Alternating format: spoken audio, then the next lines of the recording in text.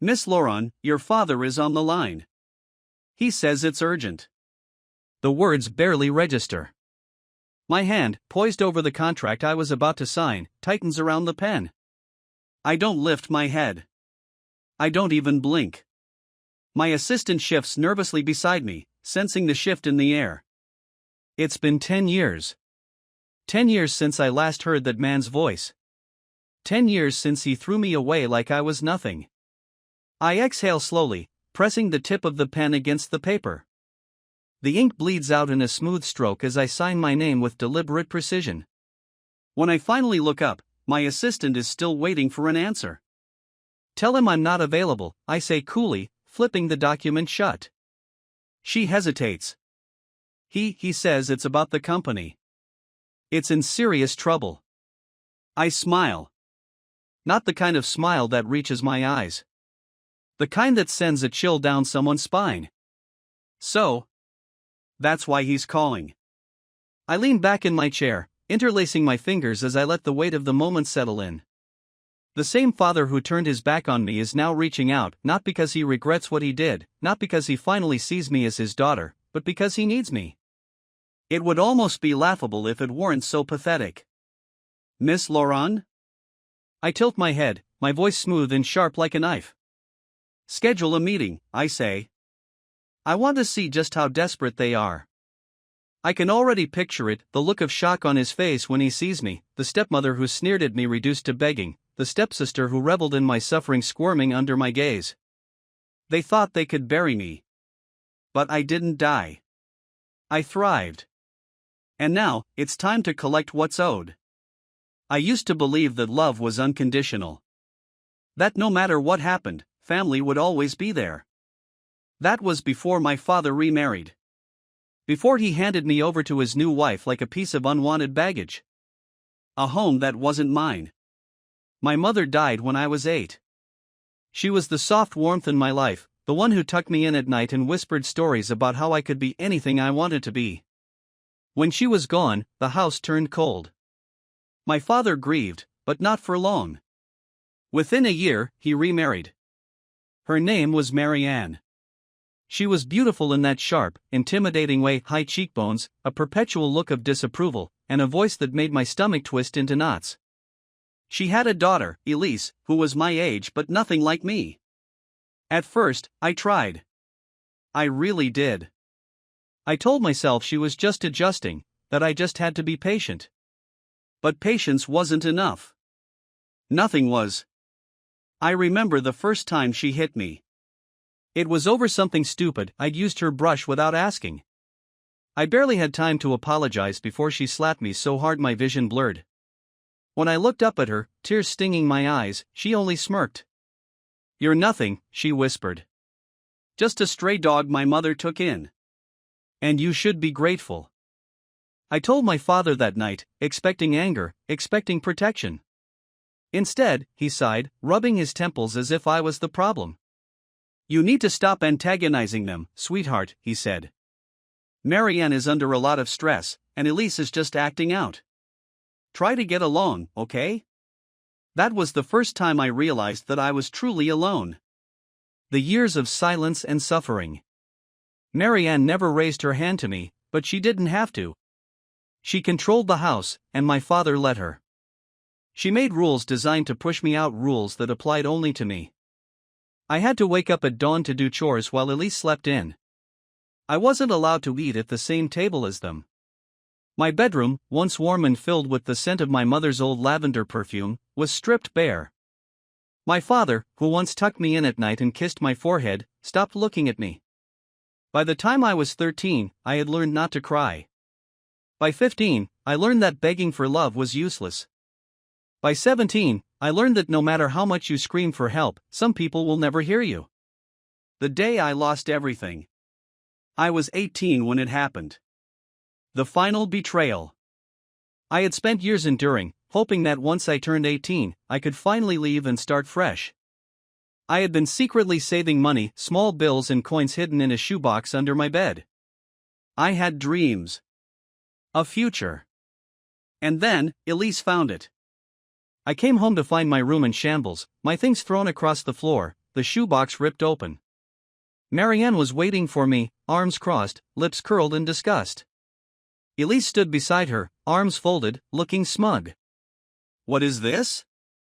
Marianne asked, holding up the money. My stomach turned. "It's mine." Her eyes narrowed. "You've been stealing from us, haven't you?" "No," I said quickly, shaking my head. "I saved it. It's mine." Elise let out a dramatic gasp. "Wow, you really are a liar." Before I could even process what was happening, Marianne grabbed my wrist and dragged me downstairs. My father was in his office. She stormed in, throwing the money onto his desk. "Look at what your daughter has been doing," she hissed. "Stealing from us." I turned to my father, pleading. "I didn't steal anything. I swear." He didn't even look at me. He just sighed. "I can't do this anymore, Cassandra." The way he said my name made my chest tighten. Like I wasn't his daughter. Like I was just an inconvenience. "You're an adult now," he continued. "It's time for you to make your own way." Marianne's hand tightened on my arm. "Get out." The world blurred. "What?" "You heard him," Elise said, her smile sickly sweet. "You're not wanted here." I looked at my father, desperate. I thought maybe this was a nightmare. Maybe he would snap out of it. Maybe he would defend me, tell them to stop, tell me to stay. But he just turned away. "Pack your things," he said. "And don't come back." I don't remember leaving. I don't remember how I got outside, or how I ended up wandering the streets in the rain. All I remember is the overwhelming, crushing truth. I had no one. I was nothing to them. But I swore, that night, drenched and shivering under a street lamp, that I would make them regret it. I would become someone. And one day, they would beg for me. The restaurant they chose is upscale, modern, sleek, and designed for the wealthy to whisper over wine and overpriced meals. It reeks of desperation. I arrive precisely on time. Not early. Not late. I want them to feel every second of waiting, every tick of the clock counting down to their downfall.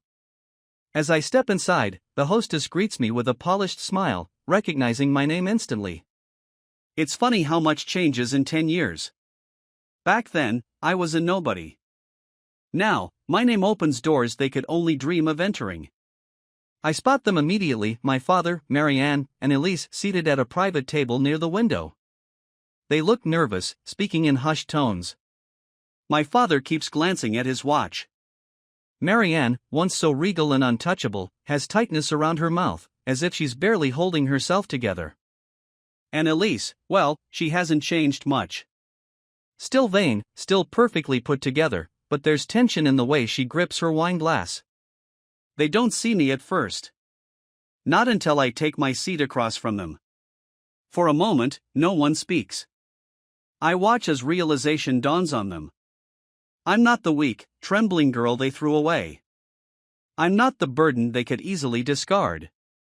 I am Cassandra Laurent, CEO of a multi-million-dollar corporation, the woman they desperately need. And I've never looked more like a stranger to them. "Hello," I say smoothly, folding my hands on the table. "I hear you wanted to talk." The desperation in their eyes. Marianne is the first to recover. She plasters on a smile, though it wavers at the edges. "Cassandra, darling, it's been so long. Look at you. You've become so successful." "That's one way to put it," I reply, tilting my head. "What do you want?" Straight to the point. No warmth. No pleasantries. She falters, glancing at my father, silently urging him to speak. He clears his throat. "Cassandra, I know we've had our differences." "Differences?" I let out a low chuckle. Is that what we're calling abandonment these days? Marianne's face tightens. Elise shifts uncomfortably. My father sighs, rubbing his temples just like he used to when I was younger, whenever he found me inconvenient. "We made mistakes," he says finally. But that's not why we asked you here. Of course not, I say dryly. This isn't a personal reunion. It's a business proposition, isn't it? They exchange glances. I already know the answer.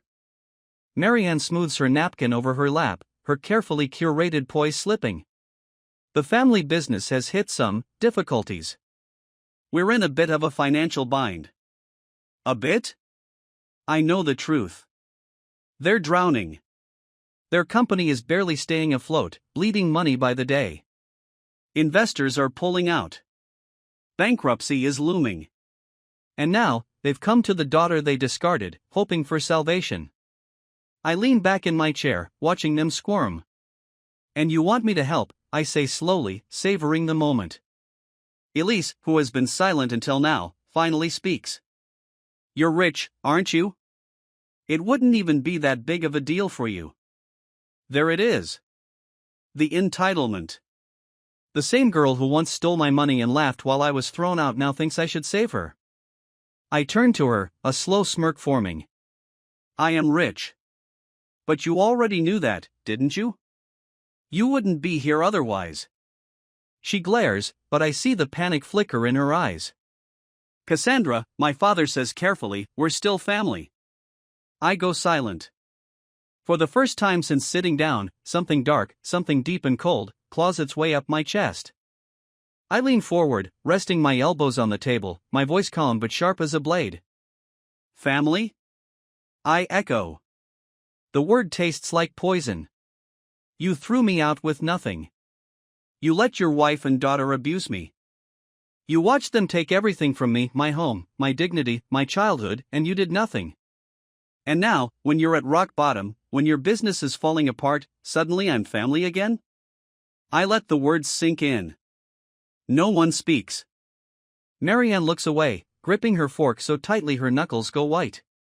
Elise shifts in her seat. My father clenches his jaw. Good. Let them feel what it's like to be worthless. Let them drown in the silence they once forced upon me. Their pitiful justifications. My father exhales, trying to keep his voice level. Cassandra, I regret how things happened. I do. But things were different back then. Were they? I cut in. Because I remember begging you to listen. I remember crying myself to sleep, wondering why my own father didn't love me enough to fight for me. So tell me, what exactly is different now? He says nothing. Because we both know the answer. The only difference is that now, they need me. Not as a daughter. As a lifeline. Elise slams her wine glass down. You're acting like you're some kind of victim. I turn to her with a slow, deliberate smile. Aren't I? She falls silent. Marianne exhales sharply. Cassandra, we're just asking for help. If you don't want to mend things, fine. But at least consider this as a business move. A partnership. We can offer. I laugh. A genuine, full-bodied laugh that makes them all tense. You think I need you? I shake my head. That's adorable. Marianne's lips press into a thin line. My father looks away. Elise clenches her fists under the table. They know. They know they have nothing I could possibly want. Nothing except the satisfaction of watching them break. I take my time, letting the silence stretch, savoring the power shift. The fear in their eyes. Finally, I exhale, pushing back my chair. I'll think about it, I say, standing up. Their faces light up with hope. Fools. I glance down at them, tilting my head. But if I were you? I smile. Slow. Icy. Filled with cruel mercy. I wouldn't get my hopes up.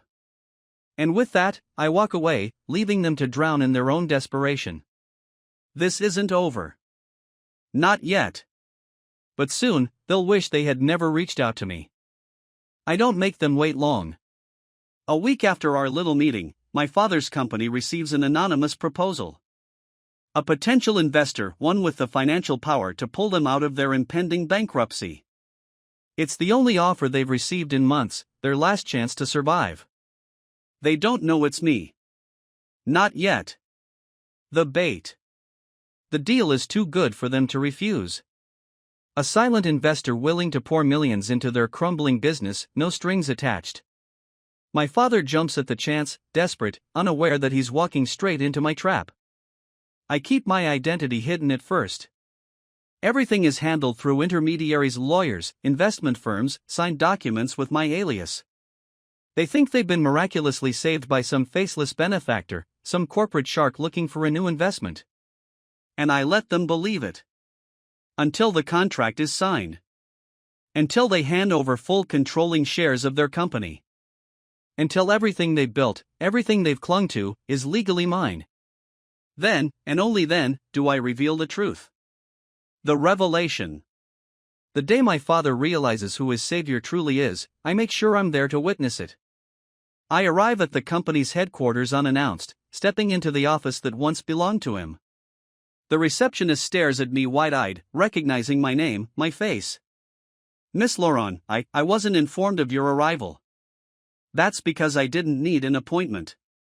I offer her a polite smile. I own the company now. She freezes. I don't wait for her to recover.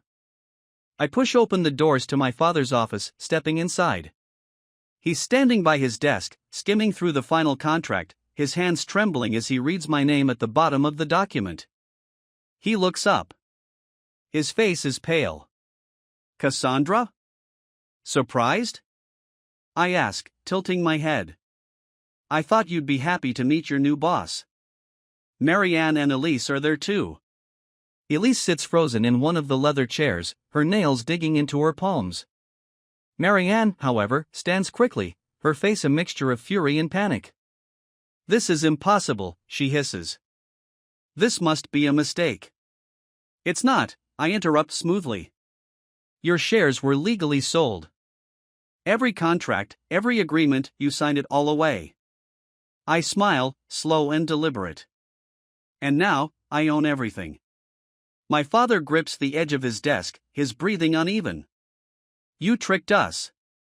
I raise a brow. Did I? You were the one desperate enough to accept an offer without looking into who was behind it. His shoulders slump.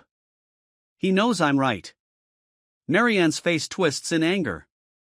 You did this on purpose, she spits. You wanted to ruin us. Ruin you? I echo, feigning innocence. No. I simply took back what you never appreciated. My gaze flickers to Elise. It's poetic, really. You threw me out with nothing. And now, I get to watch as you lose everything. Elise snaps. You manipulative little bitch, she shrieks, lunging at me. I don't move. Security does. Before she can even reach me, 2 guards step forward, blocking her path. She's dragged back, screaming, her fury spilling out in incoherent curses. Get off me. This is our company. You think you can just walk in here and... Actually, I say, my voice calm amidst the chaos, I can. I turn to the guards. Escort Miss Elise and Mrs. Laurent out of the building. They no longer have access here. Marianne gasps. You can't do this. I tilt my head. I can. And I just did. She spins toward my father. Do something. He says nothing. Because there's nothing he can do.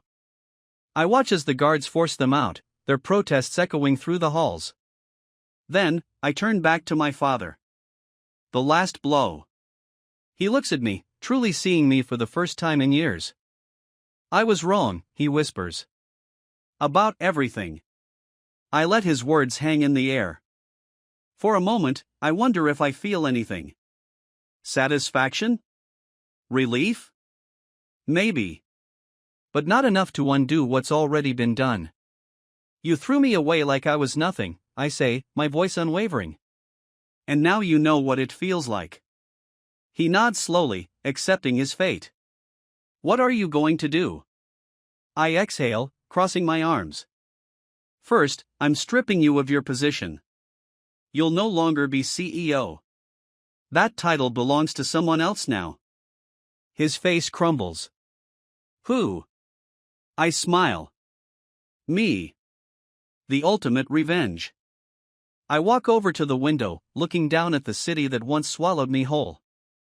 I remember being homeless, wandering the streets with nothing but the clothes on my back. I remember hunger. I remember loneliness. I remember the world turning its back on me. And I remember surviving. Now, the people who cast me aside have nothing. And I have everything. You always told me to make my own way, I say, turning back to him. So I did. I grab my coat, heading toward the door. And you? I pause, looking over my shoulder. You'll have to figure it out on your own. I don't wait for a response. I walk out, my heels clicking against the marble floor, leaving behind the ruins of the family that never loved me. And I don't look back. It doesn't take long before my father reaches out again. 2 weeks after I strip him of his title, I get a call. He wants to see me. This time, he's not asking for a deal. Not begging for a second chance at business. No, this time, he just wants to talk. I agree. Not because I owe him anything, but because I want to see him broken one last time. A father without power.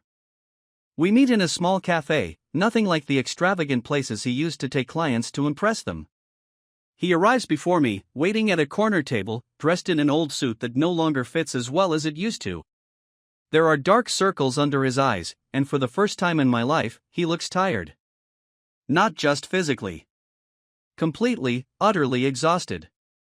I take my seat across from him, setting my coffee down without a word. He stares at me, as if memorizing my face. You look just like her, he says after a long silence. I know exactly who he means. My mother. It's the first time he's acknowledged her in years. But I don't react. I let the words sit between us, letting him stew in whatever guilt he's only now beginning to feel. Finally, I break the silence. Why did you call me here? He exhales slowly. To apologize. I raise an eyebrow. For what, exactly? He swallows hard. For everything. There's a flicker of sincerity in his voice, but it's 10 years too late. I failed you, he admits. His hands are clasped together on the table, knuckles white. I let them marry Anne, Elise, I let them treat you like you were nothing. And I did nothing to stop it. I don't say anything. Because what am I supposed to say? That I forgive him? That I understand? That I accept his apology? No. No amount of regret can erase the years of suffering I endured because of his weakness. He sighs, running a hand through his graying hair. You have every right to hate me. I don't hate you, I say, and it's the truth. I don't feel hatred anymore. I feel nothing. He looks surprised, as if he expected me to scream at him, to curse him, to demand answers for why he abandoned me. But I don't need answers. I already know the truth. He was a coward. And cowards don't get redemption. The daughter he never knew. You said you failed me, I say, leaning forward slightly. You're right. But not just as a father. As a man. As a human being. He flinches but doesn't argue. You watched as they destroyed me, I continue. You saw what they did, and instead of stopping it, you let it happen because it was easier than standing up for me. You turned your back on your own daughter because you were too weak to handle the consequences. His throat bobs as he swallows hard. I thought I was doing what was best. Marianne, she convinced me that you were the problem, that you were just difficult. I let out a small, bitter laugh. And you believed her? He looks away. I wanted to. Because it was easier than admitting the truth. And now? I ask. His voice is barely above a whisper. Now, I know I was wrong. Good. But it doesn't change anything. Closure, not forgiveness. Why are you really here? I press. You said you wanted to apologize, but we both know that's not the whole story. He hesitates. And that's when I see it, the truth hidden beneath the guilt. He's alone. After I took the company, investors fled. Their finances crumbled.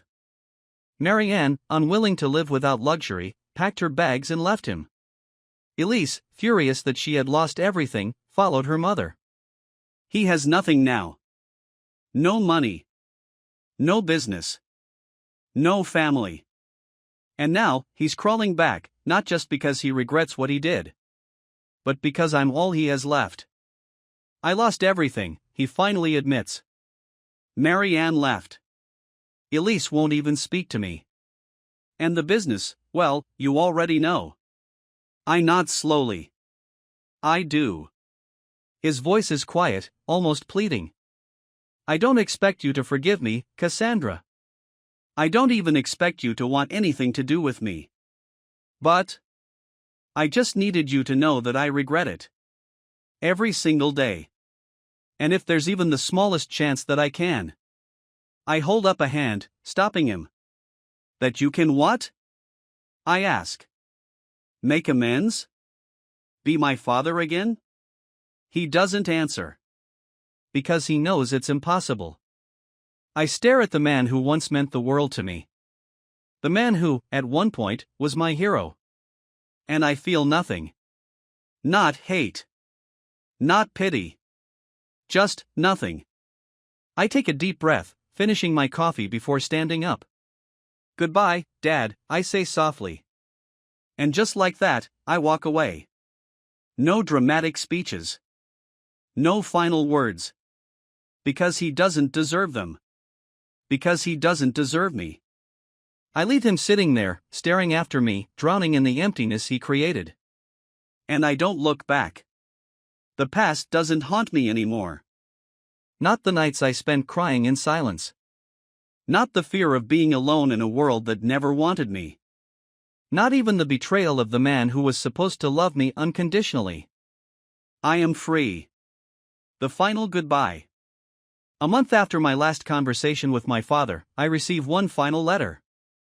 It's handwritten. No lawyers, no business talk, just his words on paper. He doesn't ask for money. He doesn't ask for forgiveness. He just tells me about his life. He found a small apartment outside the city. He's working a regular job now, something he hasn't done in decades. There's no lavish office, no private driver, no power. Just him and the life he created for himself. And at the end of the letter, there's one simple sentence. I'm proud of you, Cassandra. I stare at those words for a long time. And then, I burn the letter. Not out of hatred. Not out of spite. But because I don't need his validation anymore. He was proud of me? I was proud of myself.